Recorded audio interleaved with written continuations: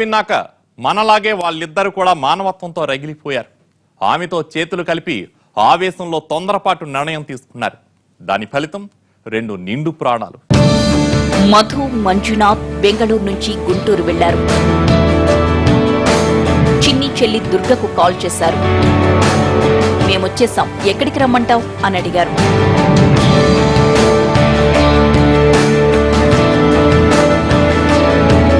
దుర్గ పక్కనే ఉన్న ఆనంద్ వాళ్లను కట్లర్ మిషన్ దగ్గరకు రమ్మని ఆమెతో చెప్పించాడు.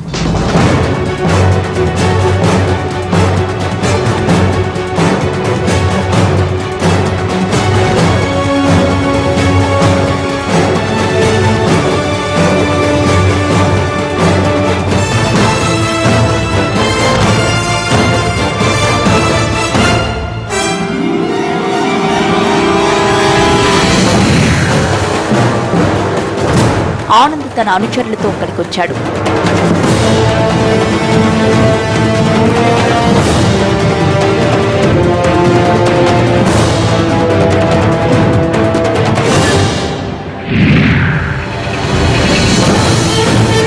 ఆ ఇద్దరిని బలవంతంగా తన ఇంటికి లాక్కొచ్చాడు.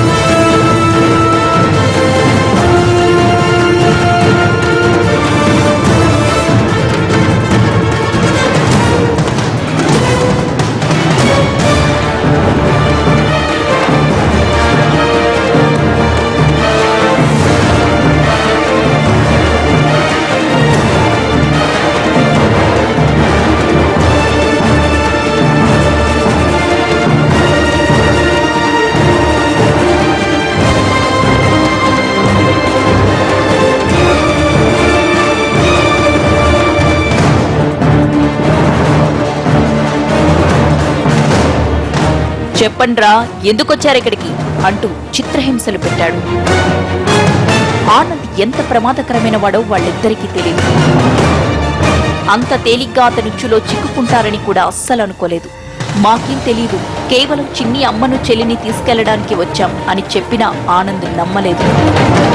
నిజమే, అతను తన నీడనే నమ్మడు, ఇక వాళ్లనెలా నమ్ముతాడు? అందుకే ఓ నిర్ణయం తీసుకున్నాడు. అది నూకలు చెల్లాక ఎముడు మాత్రమే తీసుకునే నిర్ణయం.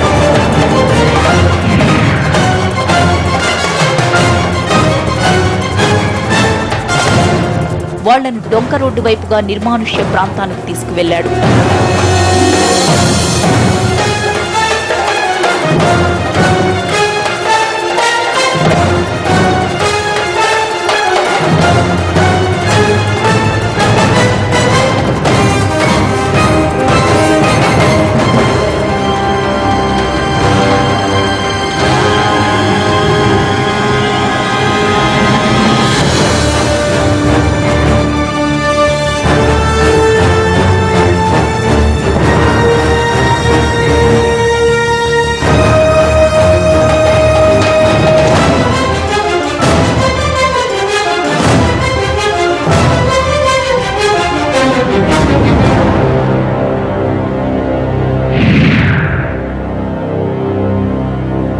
జరిగిన దారుణాన్ని దూరం నుంచి చూసిన స్థానికులు పోలీసులకు చెప్పడంతో అభినవ నరకాసురుడైన ఆనంద్ పట్టుబడ్డాడు.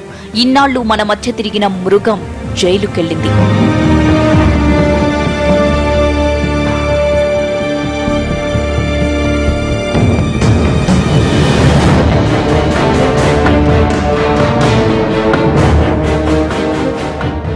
తన కుటుంబాన్ని కాపాడుకోవడానికి చిన్ని వేసిన ప్లాన్ వల్ల స్నేహితులిద్దరూ బలైపోయారు. ఆ దుర్మార్గుణ్ణి తక్కువ అంచనా వేసి ఆమె పొరపాటు చేసింది. ఈ పరిస్థితులన్నిటికీ కారణం ఆనంద్.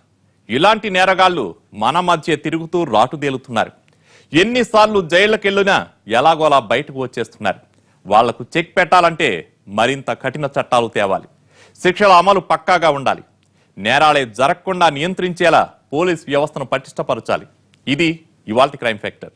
రేపటి ఎపిసోడ్లో మరో వాస్తవ గాథను చూద్దాం.